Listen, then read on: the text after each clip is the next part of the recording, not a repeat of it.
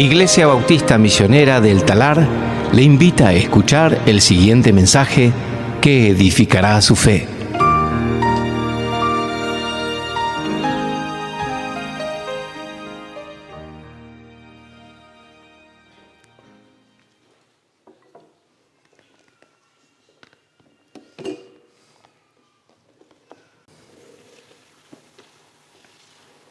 Vamos a tomar nuestras Biblias en esta mañana. Vamos a abrir el libro de Lucas, capítulo 6, versículo 12. Qué hermosa canción la que hemos cantado, ¿no? Qué hermoso poder abrir la palabra después de eso, confiando en nuestro Dios que es soberano, nuestro Dios en la cual sabemos que nuestra vida está contada en su eterna y gloriosa omnisciencia, ¿no? Entonces, ahora podemos abrir su palabra y poder ver lo que Dios tiene para nosotros en esta mañana. Nos encontramos en Lucas capítulo 6, versículos 12 al 16, y dentro del estudio del libro de Lucas estamos viendo este estudio y haciendo este estudio de los 12 discípulos. Y espero que esté siendo de tanta bendición para ustedes como ha sido también para mí. El tiempo de Jesús ha llegado para elegir a sus 12 discípulos. Y es lo que vemos en estos versículos. Es a estos 12 que Jesús instruirá, es a estos 12 que enseñará y discipulará, y es a estos 12 que enviará a ser testigos hasta los confines de la tierra. Entonces su elección de los 12 no es a la ligera, su elección de los 12 no es así nomás, su elección de los 12 no es, bueno, cualquier hombre y bueno, este y ese, ¿qué importa? Sino que tiene que elegir a los 12 hombres exactos. Tiene que elegir a los 12 hombres que Dios ha puesto para que le elige, que Dios ha determinado. Y sabe que esta elección es de máxima importancia. Entonces, ¿qué es lo que hace? Versículo 12, mírenlo. Lucas 6:12, en esos días Jesús se fue al monte a orar y pasó toda la noche en oración a Dios. ¿Qué es lo que Jesús hace? Se va a orar. Y se va a orar solo. Y allí, yéndose a orar solo, está sin la multitud ha sido despedida. Está sin compañía, está sin personas. Allí está, a solas con el Padre, orando al Padre. ¿Y cuánto tiempo pasa orando? Dice así que está toda la noche. Él no está algunos minutos orando, 5 minutos. Él no está algunas horas orando. No, él pasa toda la noche entera orando al Padre, pidiéndole al Padre que le demuestre quiénes son estos 12. Quiénes son las personas que debe escoger para ser los 12 discípulos. Y al otro día en versículo 13 dice, cuando se hizo de día, llamó a sus discípulos y escogió 12 de ellos, a los que también dio el nombre apóstoles. Entonces al otro día vienen discípulos a él, toda clase de discípulos, y estos no son los 12, acá hay muchos discípulos, cientos de discípulos, quizás aún miles de discípulos, quién sabe. Y de entre ellos él escoge a 12. Y pensaríamos, bueno, de toda la elección que puede hacer, escoge a los más sabios, escoge a los más inteligentes, escoge a los más intelectuales, a los más nobles, a los más poderosos, a los de renombre. Pero no, todo lo contrario, escoge a los necios del mundo, escoge a los débiles, escoge a hombres que son llamados en Hechos capítulo 4, hombres sin letra y sin preparación. Eso es lo que escoge Dios, eso es lo que escoge Cristo, siendo Dios. Y hemos visto en estas semanas que el primero que escogió es a Simón, a quien también llamó Pedro, el que es el líder de los 12. Este hombre vimos que es un hombre impulsivo, que es un hombre vacilante, un hombre ansioso, aún un hombre orgulloso, y Dios lo ha escogido, él es Simón y lo ha hecho Pedro. Él lo ha moldeado para que sea una piedra firme, para que sea estable, para que sea el líder entre los discípulos, el líder de la iglesia cuando comience. Entonces un hombre que va a negar a Cristo, después va a ser la persona que será el fundamento de la iglesia, con los demás apóstoles. Increíble. Y después vimos a su hermano. Dice a Simón, quien también llamó Pedro, y a Andrés, su hermano. Andrés es todo lo contrario de Simón Pedro, todo lo contrario. Andrés no quiere brillar, no quiere ser el que está en primer plano, no quiere que todos lo vean. No, simplemente Andrés está en el trasfondo. Y mientras Pedro está brillando, y mientras Pedro está diciendo, mírenme a mí, y mientras Pedro está haciendo grandes confesiones y después también está cayendo hasta lo más bajo, lo más profundo, en el trasfondo allí está Pedro, trayendo personas a Cristo. Todo el tiempo, cada escena que se menciona a él, trae a alguien a Cristo. Entonces, en el grupo más íntimo, Lucas comienza y habla acerca de estos dos hombres, de Pedro y de su hermano Andrés. Pero dentro de este grupo de los más cercanos a Cristo, dentro de los 12 que están estos 4, también hay 2 hermanos más. Miren quiénes son: Jacobo y Juan. Jacobo y Juan. 2 hermanos más. Jacobo, quien creemos que es el mayor entre los 2 hermanos, pero que se menciona muy poco acerca de él en los evangelios. Es más, cada vez que se menciona a Jacobo, él siempre es mencionado con Juan. Es Jacobo y Juan, Jacobo y Juan, Jacobo y Juan, siempre. Aún a veces es Juan y Jacobo, pero siempre están mencionados juntos. Este no es un hombre de renombre entre los 12. Jacobo no escribe ni una palabra en el Nuevo Testamento. Cuando vemos el libro de Santiago o Jacobo, que ese nombre se traduce de las 2 maneras, ese es el hermano de Jesús. Entonces Jacobo, el apóstol, él no escribe nada, ni un versículo del Nuevo Testamento. Y Juan, su hermano, él escribe un montón y lo vamos a ver la semana que viene. Después de Pablo es el apóstol que más escribe, escribiendo Juan y primera y segunda y tercera Juan y Apocalipsis. Entonces estos 2 hermanos, hoy vamos a ver a Jacobo, y los 2 son conocidos por un término, ¿sí? Ese término es Boanerges, ese término es hijos del trueno. Y lo vamos a ver en esta mañana. Entonces hoy vamos a ver al primero de estos hijos del trueno, es Jacobo. Jacobo, hijo del trueno. Y vamos a ver algunas características acerca de este hombre. Lo primero que quiero que entendamos es el trasfondo, de dónde viene, quién es entre los 12. Recuerden que él está entre el primer grupo de los 12, está con Pedro, con Andrés y con Juan. Si ustedes recuerdan, en Lucas capítulo 5, allí tenemos el llamado de Pedro y vemos que Pedro allí deja todo y sigue a Cristo. Y en el medio de dejar todo y seguir a Cristo, sabemos que Jacobo también está allí. Miren versículo 10, dice, y lo mismo le sucedió también a Jacobo y a Juan, hijos de Zebedeo, que eran socios de Simón. Pero dentro de lo que Lucas escribe, vemos que el principal allí es Pedro. Él no quiere hablar en realidad de Jacobo y Juan. Es Pedro quien confiesa que es un pecador. Es Pedro quien confiesa que Cristo es santo. Es Pedro quien deja todo y sigue a Cristo. Y en versículo 10 simplemente dice, y lo mismo le sucedió también a Jacobo y Juan. O sea, acá está Pedro, presten atención a Pedro, lo que está ocurriendo con Pedro. Ay, de paso les aviso, Jacobo y Juan también siguen a Cristo en este momento. Pero son como un agregado. Bueno, en el Evangelio de Mateo y Marcos no es tan así. En el Evangelio de Mateo vemos que Jesús está a la orilla del mar y llama a 2 hombres, a Pedro y a Andrés, y le dice, sean pescadores de hombres, y ellos dejan todo y siguen a Cristo. Y después llama también a estos 2 hombres, y tienen versículos exclusivos para ellos. Mateo 4, 21, dice así, y pasando de allí Jesús vio a otros 2 hermanos, Jacobo, hijo de Zebedeo, y Juan su hermano, en la barca, con su padre Zebedeo, remendando sus redes, y los llamó, y ellos, dejando al instante la barca y a su padre, lo siguieron. Estos 2 hombres, Jacobo y Juan, también son llamados por Dios. También dejan todo y siguen a Cristo, igual que Pedro, igual que Andrés. Pero es más, ellos no solo dejaron su barca y su trabajo en ese tiempo, ¿a quién más dejaron? ¿Lo ven? A su padre. Dejaron a su padre. Dejaron su trabajo. Dejaron su oficio. Dejaron la ganancia de su familia. Y dejaron a su familia misma. Y siguen a Cristo.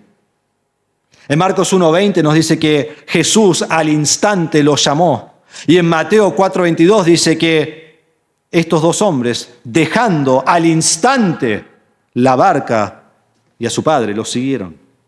¿Vos querés saber lo que es ¿O cuál es la marca de dejar todo y seguir a Cristo?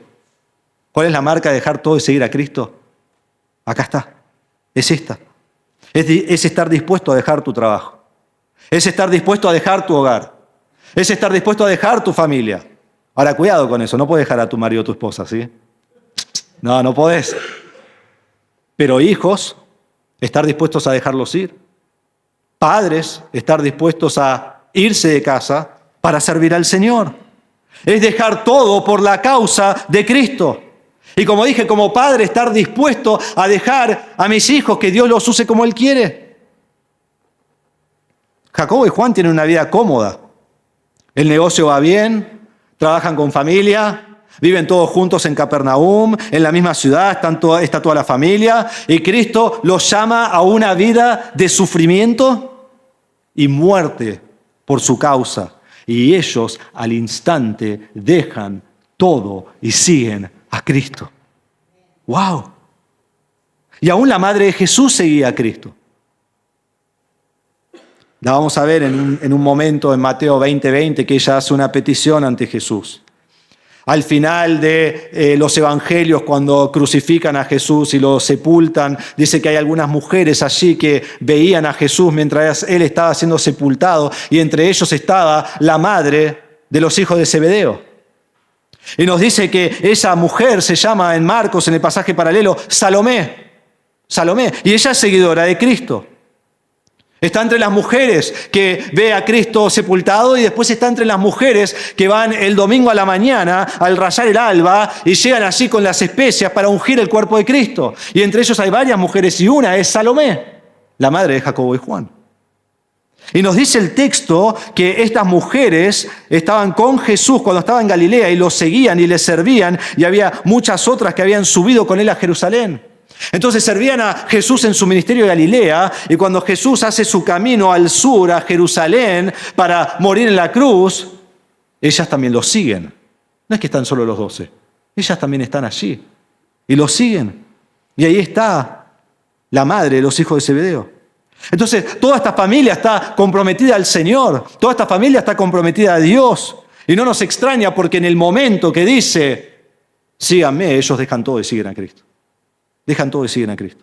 No tienen que tomar tiempo para orar. No tienen que tomar tiempo para discernir si esto es la voluntad de Dios o no. No, dejan todo y siguen a Cristo. ¿Vos estás dispuesto a dejarlo todo? ¿Estás dispuesto a dejarlo todo? ¿Y seguir a Cristo? ¿Aún a tu familia? Si es lo que tenés que hacer. ¿Y vos estás dispuesto como padre a permitir que tu hijo deje todo y siga a Cristo? Aún si es ir a servir al Señor en un lugar muy lejos, aún si es morir por la causa del Señor y quizás morir antes de que vos mueras, en donde vos vas a ver a tu hijo morir, ¿estás dispuesto?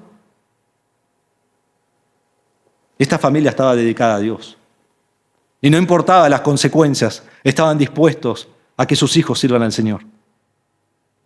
Y Jacobo, vemos que en esta familia viene una familia que, aunque por un lado es una familia básica, una familia que son pescadores, una familia que este es su negocio, es una familia que parece tener prominencia también. Su padre se llama Zebedeo, y muchas veces cuando hablan de hablan de Jacobo y Juan, ni siquiera los mencionan, solo dice los hijos de Zebedeo. Todos sabemos quién es Zebedeo, entonces estos son sus hijos. Y así hablan de él. Zebedeo parece ser un hombre muy exitoso en la pesca. Él trabaja, sus hijos trabajan con él y tiene un montón de empleados también. Jornaleros lo llama en Marcos 1:20. Y no solo eso, pero su familia, la familia de Zebedeo, conocen al sumo sacerdote, a Caifás. Lo conocen. ¿Ustedes recuerdan la noche que Jesús fue entregado? Todos los discípulos huyeron, se escondieron, dejaron a Jesús, se apartaron, menos 2. Pedro, sabemos qué ocurre con Pedro. Él entra al patio de Caifás y allí niega a Jesús. Pero alguna vez te preguntaste, ¿cómo entró al patio de Caifás? Esto no es acceso libre, cada uno entra como quiere. Entró porque alguien le dejó entrar. Y el que le dejó entrar era Juan. Nos dice en Juan 18:15... Y aquí Juan se menciona el otro discípulo, y cuando trazás el libro ves que el otro discípulo es el discípulo que Jesús amaba, que es Juan mismo. Entonces dice Simón Pedro, seguía a Jesús. Y también otro discípulo, este es Juan. Este discípulo era conocido del sumo sacerdote. Pero Pedro estaba afuera a la puerta. Así que el otro discípulo que era conocido del sumo sacerdote salió, habló a la portera e hizo entrar a Pedro. Ellos lo conocían. Juan sabía quién era el sumo sacerdote. El sumo sacerdote sabía quién era, por lo menos, Zebedeo. Tenían algún estatus. Desde Galilea es conocido en el sur, en Jerusalén, por el sumo sacerdote, el hombre más importante de todos los saduceos. Y sabían quién era. Una familia que tiene este estatus que deja todo por servir y seguir a Cristo. Entonces Jacobo está entre los 4. Pero no está solo entre estos primeros 4, sino que está entre el grupo más íntimo, que en realidad hemos visto que son 3. ¿Sí? Está Pedro, está Jacobo y está Juan. Porque aún Andrés está como afuera del grupo, ¿no? Él no puede tener el privilegio que tienen todos los demás. Y Jacobo está siguiendo a Jesús desde el principio. Y vemos que es un hombre muy privilegiado. Cuando Jesús llegó a la casa de Jairo y resucita a su hija, solo Pedro, Jacobo y Juan pueden entrar. Y pueden ver este milagro de una niña muerta que Cristo con todo su poder la resucita, que ella tenga vida nuevamente. Jacobo es privilegiado en ver la manifestación gloriosa del Señor Jesucristo. Nos dice en Mateo 17:1 que allí llevó aparte a Pedro, Jacobo y Juan y los lleva a un monte. Y dice que delante de ellos se transfiguró Jesús, demostró su gloria. Su rostro resplandeció como el sol y sus vestiduras se hicieron blancas como la luz. Fue la demostración de la gloria de Cristo en la tierra y solo 3 personas lo pudieron ver. Pedro, Jacobo y Juan vieron su gloria. En Mateo capítulo 26 fueron Pedro, Jacobo y Juan que pudieron ver la angustia de Jesús en el jardín de Getsemaní. Cuando fueron al jardín de Getsemaní, Jesús llevó a los discípulos, los dejó en un lugar y después se fue a un lugar más apartado y allí llevó a Pedro, Jacobo y Juan. ¿Y saben lo que les dice ahí? Tomando con él a Pedro y a los 2 hijos de Zebedeo, comenzó a entristecerse, comenzó a angustiarse. Entonces les dijo: mi alma está muy afligida hasta el punto de la muerte. Quédense aquí y velen junto a mí. Jacobo ve la angustia del Señor. Jacobo ve la tristeza del Señor. Jacobo ve la aflicción de Cristo que está a punto de dar su vida por el pecado de la humanidad. ¿Qué imagen hubiera sido? Jacobo ve al Señor en la aflicción, en el punto que Él es dado la copa de Dios, la copa divina de la ira de Dios por el pecado del mundo. Y esto haría un impacto inolvidable en Jacobo, porque vamos a ver que Jacobo es alguien que quiere ser el mayor. Jacobo quiere ser el primero. Jacobo quiere ser el mejor. Jacobo quiere que vos entres al cielo, veas a Cristo y después lo veas a Él. Y él ve a Cristo en su sufrimiento. Ve a Cristo en su aflicción. Y nadie se lo contó. Nadie le contó el sufrimiento de Cristo. Nadie se lo describió el sufrimiento de Cristo. Jacobo vio al Señor. Vio su aflicción. Vio su angustia. Vio su tristeza antes de morir en la cruz. Entonces, aún en solo estas 3 escenas vemos que Jacobo ve el poder de Dios. Jacobo ve la gloria de Dios. Y cuando hablo de Cristo, pero Él es Dios, ve la gloria de Dios y ve el sufrimiento de nuestro Señor Jesucristo.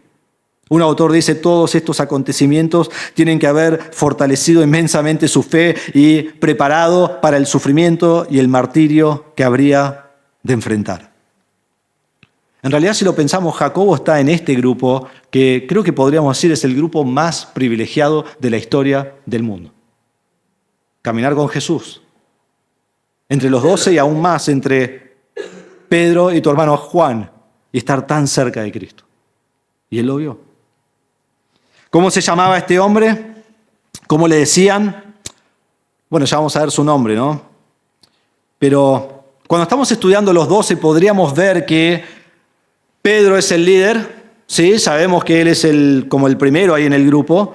Y podríamos pensar que todos los demás son sumisos bajo Pedro. Bueno, él es el líder y todos los demás nos sometemos a Jesús, Pedro, después venimos nosotros. Así como Andrés tomó el segundo lugar detrás de Pedro, bueno, los demás también lo hicieron. Pero no parece ser el caso. No parece ser el caso para nada. Jacobo parece haber sido alguien que también quería ser el líder de los 12. Y está ahí arriba. Y Juan también. Son dos personas con un espíritu muy fuerte, muy llevarse el mundo por delante. Y no solo eso, pero cuando Marcos menciona a los 12, no menciona a Andrés segundo, menciona a Jacobo segundo. Y cuando en Hechos se menciona a los 12, ahora Lucas invierte los nombres y pone a Andrés cuarto y a Jacobo segundo en la lista. Y es Jacobo y Juan quien van a empezar unos debates acerca de quién es el mayor en el reino de Dios. ¿Por qué? Porque querían ser los más grandes. Entonces Jesús le da un nombre a estos dos hombres. Y vamos a ver en Marcos 13, cuando también allí se habla de los 12 que se eligieron, dice, designó Jesús pues a los 12, Simón, a quien puso por nombre Pedro, Jacobo, hijo de Zebedeo, y Juan, hermano de Jacobo, a quienes puso por nombre Boanerges, que significa hijos del trueno. Hijos del trueno. Este es su nombre. Jesús los ve, Jesús los conoce y dice, este es su nombre, hijos del trueno. Jacobo es un hombre con denuedo, es un hombre apasionado, es un hombre ferviente, es un hombre celoso, es un hombre que tiene un temperamento efusivo e impetuoso y una ambición que se lleva todo por delante. Ese es Jacobo. Y al seguir a Jesús, él demostrará estar muy firme en sus posiciones. Y no te pongas delante de Jacobo estando en desacuerdo con él, porque te va a pasar por arriba como un tren, ¿sí? Ese es Jacobo. Y así como Simón fue llamado Pedro y Jesús tenía que amoldarlo y prepararlo para que sea la persona que debía llegar a ser, de la misma manera, estos dos tienen un sobrenombre. Hijos del trueno. Eso es lo que definió su personalidad. Este nombre que Jesús le puso. Ahora, no fue una característica mala de ellos, pero sí una que debían aprender a domar y a usar por la causa de Cristo.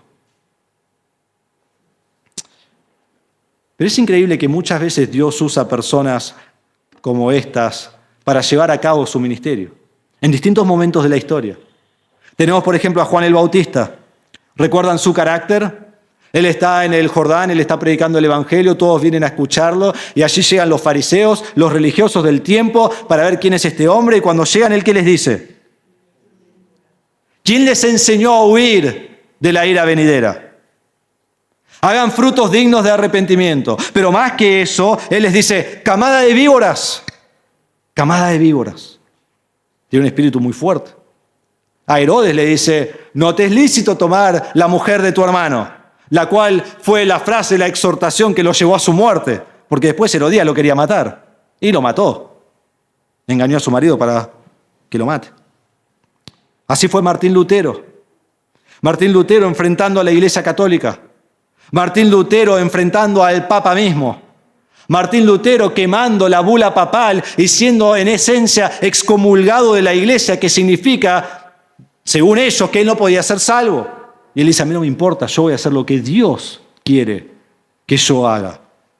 Y Dios lo usó para comenzar y llevar a cabo la reforma protestante y nadie lo podía detener. Ahora, su celo vino con errores también. Porque cuando él fue tan celoso, él quería ganar a los judíos para Cristo y dijo, los judíos van a ser salvos. Y predicó a los judíos, y predicó a los judíos, y predicó a los judíos. Y los judíos rechazaron, y rechazaron, y rechazaron. Al punto que Lutero dijo, persigan a los judíos. Porque su celo era tremendo.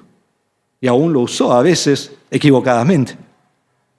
Este es Jacobo, impetuoso, pero sin paciencia por los malvados. Y Dios debe trabajar en él. Dios debe moldear a este hombre. Dios debe domar su carácter. Porque a veces el celo por el Señor, a veces aún puede ser cruel y malvado. Si lo único que uno tiene es celo.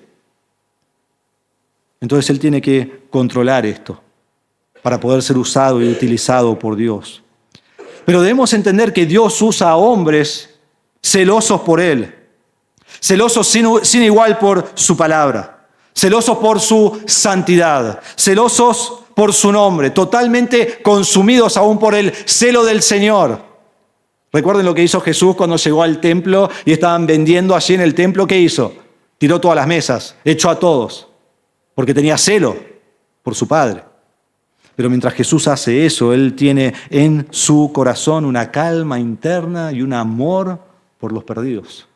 Y eso es lo que Jacobo tiene que aprender. En su celo poder ser usado por el Señor con amor y misericordia. Entonces nosotros debemos tener este celo. Sí, debemos aprender de Jacobo. Un celo sin par por el nombre de nuestro Dios. Pero debe ser ejercitado en amor, en paciencia, en mansedumbre, en misericordia. Y es exactamente esto que Jacobo aprenderá del Señor Jesús en sus años de seguirlo. Y va a ser un hijo del trueno que sabe domar su trueno con amor y misericordia como Cristo. Entonces vamos a ver este espíritu fervoroso de Jacobo, ¿sí? Y vamos a verlo en dos pasajes. Hay dos escenas que nos muestran exactamente quién es Jacobo. Y Juan está ahí con él, pero la semana que viene vamos a tocar a Juan. Entonces el primero es en Lucas 9. Vayan allí conmigo. Lucas 9, versículo 51. Esta es quizás la escena y el pasaje que más vívidamente describe a los hijos del trueno. En versículo 51 nos dice que Jesús comienza su camino a Jerusalén. Dice, sucedió que cuando se cumplían los días de su ascensión, Jesús con determinación afirmó su rostro para ir a Jerusalén. Ahora, el camino de Galilea a Jerusalén pasa por Samaria. Pasa por Samaria, ese es el camino más corto para llegar a Jerusalén. Pero la mayoría de la gente no tomaba ese camino porque los judíos no querían pasar por Samaria. Porque los judíos odian a los samaritanos y los samaritanos odian a los judíos. Y es un camino peligroso. Entonces, en vez de ir derecho para abajo y caer en Jerusalén pasando por ahí, hacen un circuito alrededor de Samaria para llegar a Jerusalén. Pero para poder entender esto tenemos que entender quiénes son los samaritanos. Entonces, ¿quiénes son los samaritanos? Bueno, quizás ustedes recuerdan casi 1000 años antes de esto, en el año 931 antes de Cristo, el reino de Israel fue dividido en dos. Recuerdan que tenemos el primer rey de Israel que es Saúl, y después de él viene David, y después de él viene Salomón, y luego de Salomón Dios divide el reino en dos. En el norte tenemos el reino de Israel, y en el sur tenemos el reino de Judá. Entonces nos enfocamos en el norte, porque ahí es donde está Samaria. El séptimo rey de Israel, y hubo 20, y todos hicieron lo malo ante los ojos del Señor, pero el séptimo rey de Israel, él estableció a Samaria como la capital del reino de Israel. Y lo puedes leer en 1 Reyes 16, versículos 23 y 24. Israel se rebeló contra Dios día tras día, año tras año, siglo tras siglo. Por 200 años, Israel hizo lo malo ante los ojos del Señor. Entonces, ¿qué hizo Dios? Lo que prometió que haría si ellos no hicieran lo bueno ante los ojos del Señor. Los conquistó por medio de Asiria. Entonces Asiria viene, conquista a Israel, conquista a Samaria y los lleva exiliados a Israel a todas las zonas de Asiria, e Israel nunca regresa. Y no solo eso, pero los pocos que quedaron en Israel, los pocos israelitas, Asiria pone gente del reino de Asiria y los establece allí en Samaria. ¿Y qué hacen? Los israelitas que están allí se mezclan con los gentiles paganos, tienen hijos, tienen sus familias, y de ahí sale la raza samaritana. De ahí vienen los samaritanos. Y son lo que los judíos llaman una media raza, una raza mezclada. Y ahora los samaritanos y los judíos se odian por siglos y siglos y siglos, hasta que llegamos aquí al primer siglo y no se quieren ni ver. Los samaritanos rechazaron la adoración en Jerusalén, que es donde Dios dijo que debían adorar. Ellos creían que se debía adorar en su propio monte Gerizim que habían establecido. Por eso cuando Jesús va a ver a la mujer samaritana, pasa por Samaria, habla con la mujer samaritana, ella dice, ustedes dicen que hay que adorar ahí, pero nosotros adoramos acá. Es por esta razón, porque habían decidido adorar en otro lugar. Los samaritanos creyeron en el Pentateuco, pero después del libro de Deuteronomio no creen en el resto del Antiguo Testamento. Y los judíos lo consideraron una raza impura, con una enseñanza impura, y era un lugar muy peligroso para ellos. Entonces, cuando viajaban de Galilea a Jerusalén, iban alrededor de Samaria porque no querían pasar por allí. Entonces, habiendo entendido esto, versículo 52, y envió mensajeros, este es Jesús, versículo 52, delante de él. Y ellos fueron y entraron en una aldea de samaritanos para hacer los preparativos para él, pero no lo recibieron, porque sabían que había determinado ir a Jerusalén. Entonces Jesús está firme, está decidido. Él va a ir a Jerusalén y quiere pasar por Samaria. Entonces envía a algunos que vayan antes de él para que preparen un lugar para que él se quede allí en Samaria. Pero cuando van a preparar este lugar no les permiten entrar. Dicen, no van a entrar. Y nos dice por qué, miren por qué. Pero no le recibieron porque sabían que había determinado ir a Jerusalén. Cuando ellos escuchan que Jesús quiere ir a Jerusalén para celebrar la Pascua allí, ellos no quieren que pase. No festejás en Jerusalén. No adorás en Jerusalén. Adorás acá en el monte Gerizim. Y si no vas a adorar acá, no vas a pasar por acá. No vas a poner tu pie acá. No te vamos a permitir absolutamente nada. Y es muy interesante, ¿no? Porque Jesús, cuando habló de los samaritanos, todas las veces que habló de ellos en buena luz. En todas sus parábolas, en todas sus historias, en todas sus enseñanzas, siempre se refirió de buena manera de los samaritanos, condenando a los judíos. Y en fin, Él enviará personas a Samaria para predicarles el Evangelio. Algo que en este momento parece prácticamente imposible a la luz de la respuesta de Jacobo y Juan. Entonces veamos eso. Versículo 54, veamos a los hijos del trueno. Al ver esto, sus discípulos, Jacobo y Juan, dijeron, Señor, ¿quieres que mandemos que descienda fuego del cielo y los consuma? Acá está, ¿vos querés saber quién es Jacobo? Este es Jacobo. ¿Querés saber quién es Juan? Este es Juan. Están listos para llevarse a los samaritanos por delante. Están enojados. Tienen un celo por la causa del Señor y están listos para exterminar a todos los samaritanos. Cualquiera que no está para el Señor debe ser eliminado, debe ser destruido, debe ser quemado. Y ayuda, ¿no? Que también tenían prejuicios ya establecidos con los samaritanos. Era su momento. Matémoslos de una vez. Eliminémoslos acá mismo, Jesús. Por siglos se han opuesto a nosotros. Matémoslos. Cristo, destruílos. Tienen gran celo por el Señor. Pero ¿saben qué? Está mal enfocado su celo. Está mal enfocado. Y vemos acá que, si lo comparamos a la semana pasada, Jacobo es lo opuesto de Andrés. Jacobo ve que ellos no quieren saber nada con Jesús, entonces los quiere matar a todos. Y yo me imagino ahí a Andrés yendo a un costado buscando a algún samaritano para traerlo a Cristo, ¿no? Porque eso es lo que Andrés hacía. Y son hombres opuestos. Uno trae gente a Cristo, el otro quiere eliminar al que no es para Cristo. Y vemos la respuesta de Jesús. Pero él volviéndose los reprendió y dijo, ustedes no saben de qué espíritu son. Dice, pero Jesús volviéndose. Allí van, quizás en el camino. Estos hombres dicen esto a Jesús y Jesús se da vuelta. Jesús los mira. Jesús vuelve a ellos para hacer contacto de ojos con ellos, para que lo vean. Ahora, vos querés muchas cosas de Jesús, pero creo que esta no es una de las cosas que vos querés que Jesús haga. Cuando Pedro toma a Jesús aparte y le dice, no vayas a la cruz, no vas a morir en la cruz, dice que Jesús, volviéndose, dice a Pedro, sal de delante de mí, Satanás. Cuando Pedro está en el patio de Caifás y él niega a Jesús y canta el gallo, después dice que Jesús se da vuelta y mira a Pedro. ¡Wow! Vos no querés esa mirada de Jesús. Y acá Jesús se da vuelta y dice, los reprendió. Expresa su total desaprobación con lo que ellos han dicho, los exhorta, los amonesta, los corrige, les instruye. Tiene la idea de advertirles de una manera muy seria. No puede ser. No puede ser, Jacobo. No puede ser, Juan. Esto nunca debe ser. Que nunca ocurra. ¿Cómo van a hablar de esa manera? Y les dice ahí, ustedes no saben de qué espíritu son. Jacobo, ¿vos no entendés lo que yo estoy haciendo en la tierra? ¿Vos no sabés para qué vine a la tierra? Este no es el propósito. Yo no he venido para esto. En su celo por el Señor, perdieron la mira en el objetivo del ministerio de Cristo. Nosotros lo hemos visto. ¿Recuerdan en capítulo 4 cuál era el propósito del ministerio de Cristo?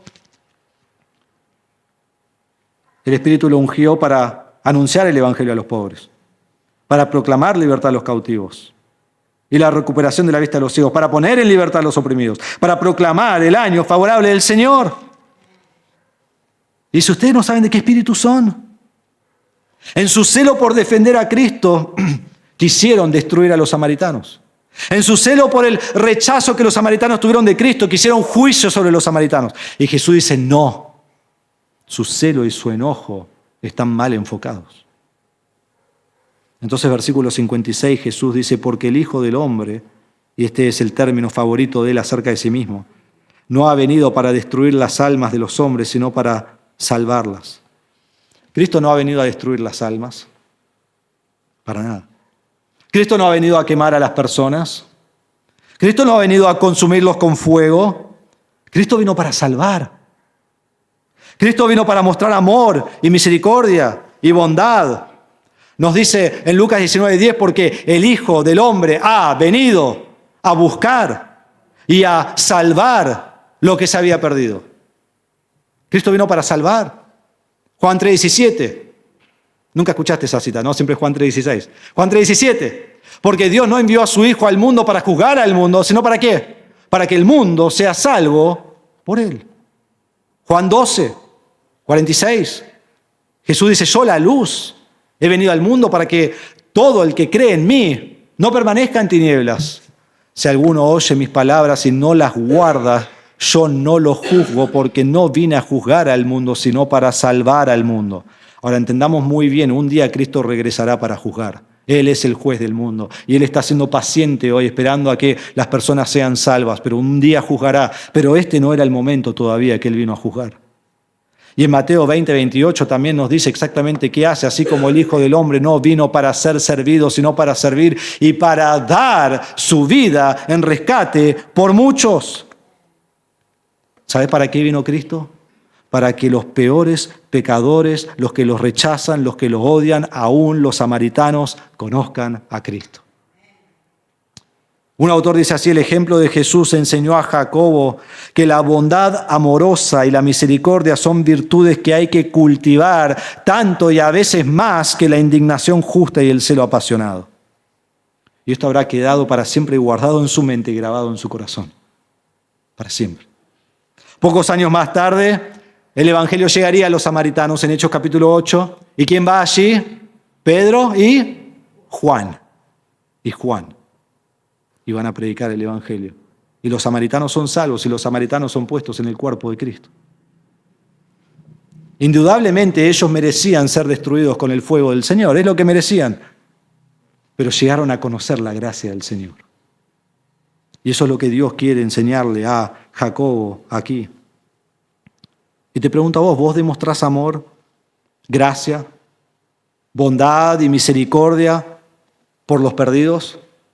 Por los que predicás el Evangelio y se te burlan, predicás el Evangelio y te rechazan, predicás el Evangelio y no quieren saber nada. O decís, bueno, fuego va a caer sobre tu cabeza. ¿Vos demostrás este amor y misericordia por los creyentes que fallan?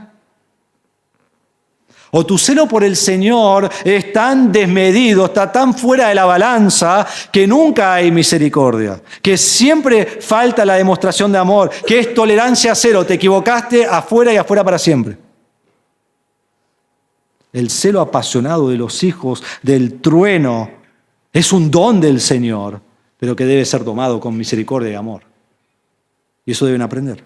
Y eso va a aprender Jacobo, que él tiene celo sin igual por Dios, saliendo adelante con fervor y con propósito y con pasión. Pero Cristo dice, no pierdas el propósito mío, que la gente conozca al Señor. Que la pasión y el fervor por el Señor produzca en ti un deseo de predicar el Evangelio, un deseo de compartir a Cristo, un deseo de servir con excelencia a Cristo, un celo que nadie puede detener, pero que está domado por el Espíritu de Cristo mismo, de amor, de mansedumbre y de misericordia. Entonces este no es el único pasaje en el cual Jacobo tiene que aprender a domar su espíritu de trueno. Y muchas veces así, con lo que luchamos con una sola vez no lo domamos, ¿sí? Su celo también lo incitaba a ser el más grande entre los 12. Y lo vamos a ver en Marcos 10. Vayan conmigo a Marcos capítulo 10, versículo 35. Es el segundo pasaje que describe vívidamente a los hijos del trueno, Boanerges. El pasaje paralelo de Marcos 10 está en Mateo 20 y lo podríamos mirar de cualquiera de los dos pasajes. Solo voy a tratar de fusionarlos un poco mientras lo vamos estudiando. Aquí también Jesús está en camino a Jerusalén, ¿sí? O sea, estamos en el mismo punto que estábamos antes en Lucas. Está en camino a Jerusalén y él acaba de contar a los discípulos en versículos 32, 33 y 34 que cuando él llega a Jerusalén, allí van a entregar al Hijo del Hombre. Y cuando entreguen al Hijo del Hombre, lo van a golpear, lo van a azotar y lo van a matar, y al tercer día va a resucitar.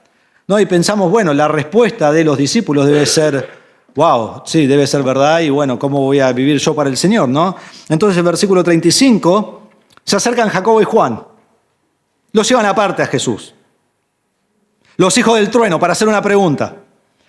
Jesús, ya que vos estás por morir, queremos asegurarnos, ¿no? Acá tenemos un documento para que firmes, ¿sí?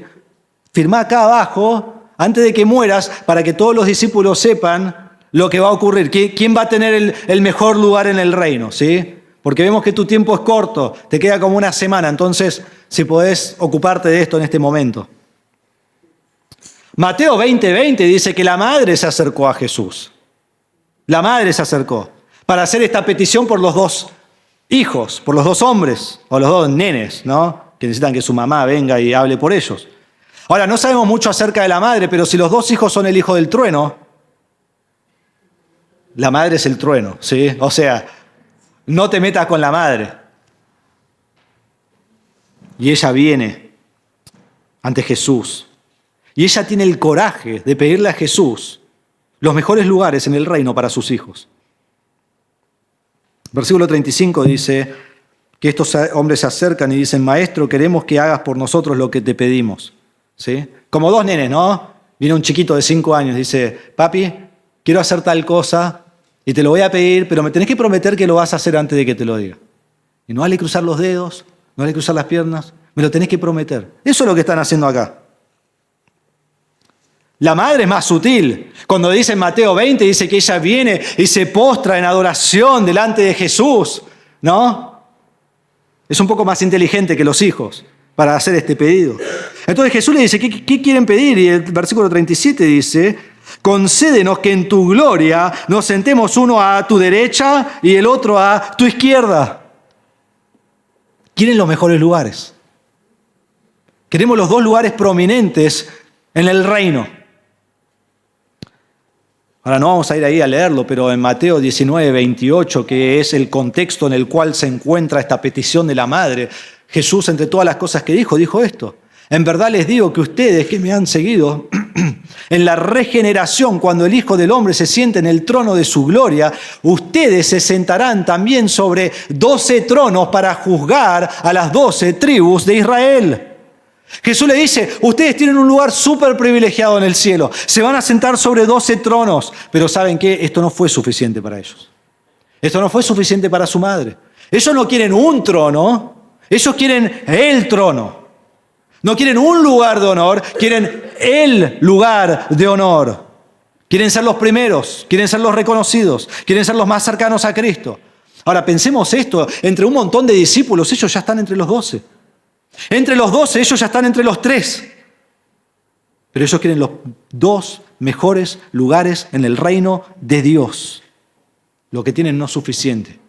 Quieren que vos entres al cielo y digas, wow, ahí está Cristo, ahí está Jacobo y Juan. Eso es lo que quieren. Y la respuesta de Jesús en versículo 38, ustedes no saben lo que piden. ¿Pueden beber la copa que yo bebo y ser bautizados con el bautismo con que yo soy bautizado? Le respondieron, podemos. Jesús le dice, no saben lo que piden. Ustedes pueden beber esta copa, esta es la copa de la ira divina de Dios, esta es la copa del sufrimiento por el pecado del mundo. Y dice, ¿ustedes la pueden beber? Sí, Jesús. Sí podemos. Ellos quieren la gloria y Jesús les está enseñando, la gloria viene, pero viene después del sufrimiento. Porque el sufrimiento siempre precede la gloria. Y ellos dicen, sí, la podemos beber, sí, lo podemos hacer, sí, vamos a hacer todo esto. Danos los primeros 2 lugares. Entonces Jesús le dice, la copa que yo bebo beberán. Serán bautizados con el bautismo con que yo soy bautizado. Pero el sentarse a mi derecha o a mi izquierda no es mío el concederlo, sino que es para quienes ha sido preparado. Bueno, qué bien. Van a beber esto, van a morir. Van a morir de forma horrible. Pero ¿sabes qué? Yo no les puedo conceder estos lugares porque Dios determina quién va a estar a la derecha y a la izquierda. Entonces no se los puedo dar. ¿Cuál fue el resultado de todo esto? Versículo 41, al oír esto, los 10 comenzaron a indignarse contra Jacobo y Juan. Vemos entre estos 2 pasajes que Jesús fue llevado aparte para tener esta conversación. Y cuando los discípulos se enteran de esto, ¿saben lo que hacen? Se enojan todos. Se indignan todos. Imagínate Pedro. Él quiere ser el mayor. Y él se indigna, ¿vas a poner a estos 2 sobre mí? Acá no hay humildad entre los 12. Acá no hay el estimularse unos a otros a buenas obras, a la edificación, a la paz, al amor. No hay eso. No, es todos compitiendo por el mejor lugar. Y vamos a ver la semana que viene cómo esto viene después de la transfiguración y tenemos a Pedro, Jacobo y Juan que ya se creen que están sobre todos los demás discípulos. Y ahora entre ellos están buscando su lugar en el cielo ante Dios. ¿Y por qué se indignan los 10? Porque ellos también quieren el mismo lugar. Y este siempre fue el debate entre ellos. Aún en la cena del Señor, cuando tienen la cena con Cristo, después de la cena sale un debate sobre quién es el mayor. ¿Quién es el primero? Entonces, ¿qué hace Jesús acá? En versículo 42 dice, llamándolos junto a él. Entonces Jesús dice, vengan los 12. Salomé, vos también vení, ¿sí? Tengo que comunicarles algo. Tienen que entender algo. Ustedes saben que los que son reconocidos como gobernantes de los gentiles se enseñorean de ellos y que son grandes, sus grandes ejercen autoridad sobre ellos. Pero entre ustedes no es así, sino que cualquiera de ustedes que desee llegar a ser grande será su servidor. Y cualquiera de ustedes que desee ser el primero será siervo de todos. Porque ni aun el Hijo del Hombre vino para ser servido, sino para servir y para dar su vida en rescate por muchos. Jesús les tiene que enseñar. Vos querés el primer lugar, vas a tener el último lugar. Jacobo quería el primer lugar, quería el mejor lugar, sin importarle los demás. Y Cristo le preguntó, ¿vos vas a sufrir? Sí, yo estoy dispuesto a sufrir. Y Cristo dice, bien, pero el mejor lugar no te lo puedo dar. MacArthur dice así, me encanta esta cita, quiero leérselas. Jacobo quería una corona de gloria y Jesús le dio una copa de sufrimiento. Él quería poder y Jesús le dio la función de servir. Quería un lugar de prominencia y Jesús le dio una tumba de mártir. Quería gobernar y Jesús le dio una espada, no para empuñarla, sino para que fuera el instrumento de su propia ejecución. 14 años después de esto, Jacobo sería el primero de los 12 que sería muerto por su fe. Es el primero. Lo que Jacobo no entendió acá en Marcos capítulo 10, versículo 35 en adelante, años más tarde lo entendería. Años más tarde estaría listo para soportarlo y tomaría su pasión y su fervor por el Señor y lo domaría con amor y misericordia y daría su vida por el Señor. ¿Y vos? ¿Y nosotros? ¿Vos tenés fervor por el Señor que nadie puede detener? Porque eso es algo bueno, así comienza. ¿Estás dispuesto a usar ese celo y ese fervor y esa pasión por la causa de Cristo hasta tu muerte? ¿Estás dispuesto a dar tu vida a Cristo en muerte? Ahora debemos ser sinceros porque en sí esa pregunta no aplica a nosotros en Argentina, en el 2024. Porque ni vos conocés a alguien personalmente, algún amigo que murió apedreado o crucificado o asesinado por la causa de Cristo, ni yo tampoco. Entonces decimos, sí, yo estoy dispuesto a dar mi vida al Señor y morir por Él. Porque realmente en el fondo de tu mente y tu corazón sabés que hoy es una imposibilidad. Quizás sea algo real en nuestra vida, pero hoy no lo es. Pero entonces la pregunta es si yo estoy dispuesto a dar mi vida muriendo por el Señor, ¿estoy dispuesto a dar todo mientras vivo por el Señor? Y eso es mucho más difícil, porque eso sí es una realidad en mi vida. Y ahí es donde tengo que ir ante el Señor y que Él examine mi corazón. Porque todos estamos dispuestos a dar nuestra vida y morir por el Señor. Pero ¿estamos dispuestos a dar todo al Señor mientras vivo por Él? ¿A sacrificar por el Señor? ¿A dar mi tiempo por el Señor? ¿A prioridades que tengo ponerlas en segundo lugar por el Señor? Y creo que para algunos la respuesta es sí. Y creo que para otros la respuesta es no. Porque si vos estás dispuesto a dar tu vida y morir por el Señor, entonces ¿por qué no das a Él ahora tu vida cada día? Y que Él sea la prioridad sobre todas las cosas en tu vida. Y Jacobo va a aprender esto. Pasamos del espíritu fervoroso a Jacobo último, a la muerte de Jacobo. La muerte de Jacobo. Vamos a Hechos capítulo 12.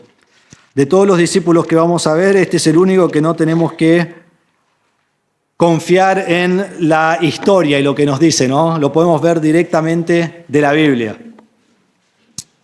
Jacobo en Hechos capítulo 12, versículo 1 y 2, es el único de los 12 discípulos que muere durante el libro de los Hechos. El único. Que muere casi, podríamos pensarlo, antes de tiempo. Y aquí es asesinado por Herodes. Entonces, antes de que mezclemos todos nuestros Herodes, ¿sí? Déjenme recordarles de qué Herodes estamos hablando. ¿Recuerdan esta pantalla y lo que hemos visto acerca de Herodes? Nosotros hemos hablado de Herodes Antipas, ¿sí? Que es el hijo de Herodes el Grande. Y Herodes Antipas es el que tomó a la mujer de su hermano Felipe, que era Herodías, que sabemos que él tomó a esta mujer y Juan el Bautista predicó en contra de esto y le dijo, no te es lícito tomar la mujer de tu hermano. Ese es Herodes Antipas. Pero el Herodes que estamos hablando acá es Herodes Agripa el primero. ¿Sí? El sobrino de Herodes Antipas. Y él es el nieto de Herodes el Grande, quien asesinó a su mamá y a su papá y a su tío, porque Herodes asesinaba a todos, ¿no? Porque era así, estaba demente. Herodes Antipas, el que está más arriba en azul, es el que estaba en el juicio de Jesucristo. Recuerdan que Pilato lo mandó a él se burló de Jesús, lo mandó de nuevo a Pilato, y Pilato y Herodes se hicieron amigos. Pero este es Herodes Agripa el primero, y él está persiguiendo a los creyentes, tal como lo hizo su papá, su tío. Y asesinaría a Jacobo. Mírenlo, por aquel tiempo el rey Herodes, este es Herodes Agripa el primero, echó mano a algunos que pertenecían a la iglesia para maltratarlos. Hizo matar a espada a Jacobo. Y por si no sabemos quién es, ¿no? El hermano de Juan. Para diferenciarlo de Jacobo, el hermano de Cristo. Herodes Agripa asesinaría a Jacobo. Y al ver, no lo vamos a mirar, pero si mirás el pasaje, al ver en versículo 3 en adelante que le gustó, le agradó a los judíos lo que pasó, él comienza a perseguir a más personas y toma a Pedro y lo pone en la cárcel. Y Pedro pasa la noche en la cárcel. Y mientras está en la cárcel viene un ángel y lo libra de la cárcel. Y al otro día viene Herodes y dice a los guardias, tráiganme a Pedro. Y cuando van a la cárcel, Pedro no está. Entonces, ¿qué hace Herodes? Mata a los guardias, ¿no? Porque esto es lo que hacían esta familia de Herodes. Mataban a todos. Entonces de ahí Herodes se va a Cesarea Marítima y nos dice en versículo 21 del mismo capítulo, el día señalado Herodes vestido con ropa real y se sentó en el tribunal y comenzó a hablarles y la gente gritaba, voz de un Dios y no de un hombre es esta. Y al instante un ángel del Señor lo hirió por no haber dado la gloria a Dios y Herodes murió comido de gusanos. Dios lo mata. Pero antes de que lo mate volvemos a Jacobo. Él mata a Jacobo. Jacobo es el primer apóstol llevado al martirio, el primer apóstol llevado a la muerte. Y es el único apóstol en todas las escrituras del Nuevo Testamento que se mencionan que fue llevado a la muerte. Pero quiero que noten una cosa acá, que es muy importante. Cuando Herodes quiso detener la obra del Señor. Cuando Herodes quiso detener la iglesia. Cuando Herodes quiso refrenar la proclamación del Evangelio de Cristo. ¿A quién mató? No a Pedro. No a Juan. No a Andrés. Mató a Jacobo. Un hombre de pasión. Un hombre de fervor, un hombre de celo por el Señor, un hombre usado por el Señor para alabanza del Evangelio, un hombre que nadie podía detener. Y Herodes dice, voy a matar a uno, voy a matar a Jacobo. Me tengo que deshacer de él. Un hombre que nadie puede detener. Y finalmente Jacobo, en Hechos capítulo 12, versículo 2, bebió la copa del sufrimiento que Jesús le prometió. Y murió.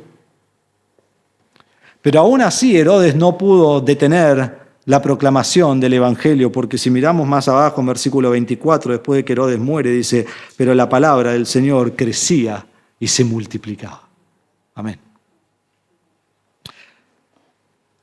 Cuando murió Jacobo, sí nos dice la historia, nos dice Eusebio, el historiador de la iglesia primitiva, citando a Clemente de Alejandría, dice así en la muerte de Jacobo, dice que el que llevó a Jacobo al tribunal, cuando lo vio compartiendo su testimonio, se conmovió y confesó que él también era cristiano. Este es el que lo va a llevar a morir, ¿no? Por lo tanto, ambos eran cristianos y fueron llevados juntos.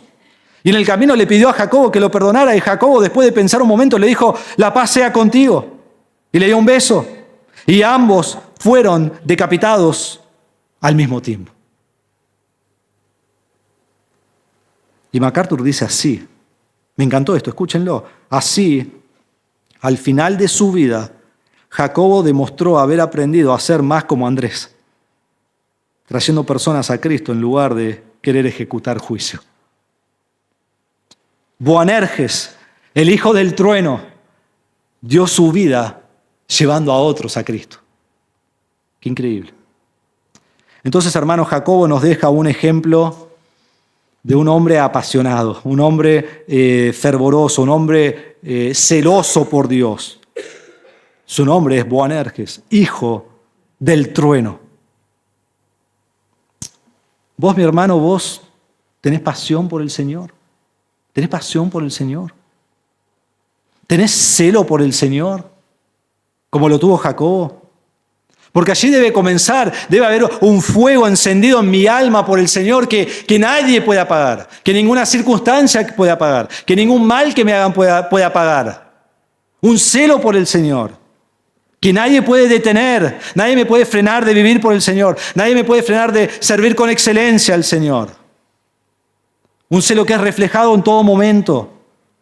Celoso por Dios, celoso por su justicia, celoso por su rectitud, celoso por su santidad, por su nombre, porque solo Él es digno. Ese es el celo de Jacobo. Ese es el celo que debo tener yo. Y es un celo que es controlado por el Espíritu Santo.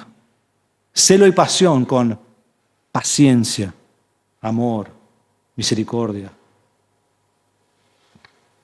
Y una disposición de sufrir aún hasta la muerte por el Señor Jesucristo.